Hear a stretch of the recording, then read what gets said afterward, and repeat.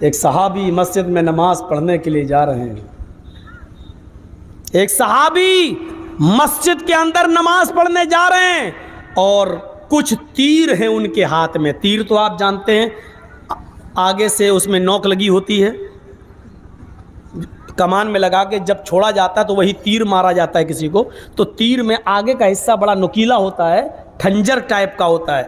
تو وہ صحابی تیر گڈمڑ کیے ہوئے تھے, 10-15 تیر ایک رسی میں باندھے ہوئے تھے اور ایسے ایسے چل رہے تھے, ہاتھ ہلاتے ہوئے. وضو بنا کر جیسی مسجد میں داخل ہوئے اور تیر ایسے لے کے چلے. اللہ کے نبی صلی اللہ علیہ وسلم نے دیکھا, ابو داؤد کے حدیث کی کتاب ابو داؤد کے صفحات پر یہ منظر دیکھا جا سکتا ہے. جیسے وہ تیر کو اللہ کے رسول نے دیکھا, ارے صحابہ کرام تو مسجد میں وضو بنا کے جا رہے ہیں اور یہ ایسے ایسے تیر لے کے چل رہا ہے, کہیں تیر کسی صحابی کو لگ نہ جائے, یہ تیر کسی میرے مسلمان صحابی کے جسم کو زخمی نہ کر دے. تو اللہ کے نبی نے دور سے ہی چیختے ہوئے کہا صحابی سے, اس تیر کو سنبھالو, اس تیر پر کنٹرول کرو, ان کو ایک جگہ رکھ دو, ہاتھ ہلا کر مت چلو. کئی لا تخدشوا مسلمن, کہیں ایسا نہ ہو کہ تمہارے ہاتھوں کے تیر کا اگلا حصہ کسی مسلمان کو زخمی کر دے. ہمارے نبی ایک تیر کی کھروچ کسی مسلمان کو لگ جائے, کسی صحابی کو لگ جائے, یہ بھی برداشت نہیں کر رہے ہیں. اللہ کے رسول کسی کی جان بندوق کی گولی سے, پسٹل سے, تلوار سے اور چاقو اور چھریوں سے کسی کو مار دیا جائے, قتل کر دیا جائے, یہ کیسے وہ نبی برداشت کر سکتا ہے؟ سوچو. اور چھوٹے چھوٹے بچے تقریر کرتے ہیں, چھوٹے چھوٹے بچے. اللہ کے رسول چمن اسلام میں ہی واقعہ پڑا ہوگا, بخاری کے اندر ہے. اللہ کے رسول صلی اللہ علیہ وسلم ایک بار بازار کی طرف گئے کہ دیکھا ایک آدمی غلہ بیچ رہا ہے. آپ کو کچھ شک ہوا, کچھ ڈاؤٹ ہوا, تو اس نے کیا کیا, اوپر سے تو سوکھا اناج رکھا تھا اور اندر سے سب گیلا تھا, بھیگا ہوا تھا, اور وہ ہاتھ ڈال کے ایسے نکال کے ترازو پہ تول کے دیتا تھا تو پانی کا وزن بھی اس میں آ جاتا تھا. تو آپ کو جب ڈاؤٹ ہوا, شک ہوا, تو آپ نے ہاتھ اندر ڈال کے دیکھا تو پورا غلہ اندر سے گیلا تھا.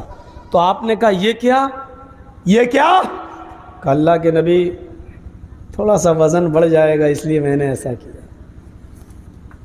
اللہ کے رسول صلی اللہ علیہ وسلم نے سختی سے منع کیا, ڈانٹا, اصول بنائے, ضابطہ متعین کیا. کیا تم حرام کی کمائی کماتے ہو؟ کیا تم حلال روزی نہیں کما سکتے ہو؟ حلال کا لقمہ تمہارے حرام کے 1000 درہموں سے, حلال کمائی کا 1 درہم تمہارے حرام کے مال 1000 درہم سے زیادہ بہتر ہوگا. خبردار, آئندہ اگر تم نے ایسا کیا. میرے بھائیوں, دھوکہ دے کر بھی پیسہ حاصل کرنے کو اسلام جائز قرار نہیں دیتا ہے. یہ چھوٹے چھوٹے بچے چمن اسلام پڑھ کر تقریریں کرتے ہیں, آج ہمیں آپ کے سامنے بتانا پڑ رہا ہے. اور اتنا زور دیا ہے حلال کمائی پر کہ ایک نوجوان اللہ کے رسول کے پاس آتا اور کہتا شیئن للہ, اللہ کے نام پہ کچھ دے دو. آپ نے دیکھا یہ ہاتھ پیر سلامت, چہرہ صحیح, ہٹھے کھٹے موٹے تازے تندرست, بھیک مانگتے ہو؟ اللہ کے نبی نے کہا محنت کرو, گھر میں کچھ ہے؟ کہتا کچھ نہیں ہے. کہا کچھ تو ہوگا. کہا ایک پیالہ ہے اور ایک لنگی. آپ نے کہا یہ دونوں چیزیں اٹھا لاؤ. پھر آپ نے اس کو بیچا. کوئی ہے جو اس کو خریدے گا؟ ایک نے کہا آدھا درہم, دوسرے نے کہا 1 درہم. جس نے 1 درہم لگایا اللہ کے رسول نے اس کو دے دیا. 1 درہم میں پیالہ بھی بک گیا, لنگی بھی بک گئی.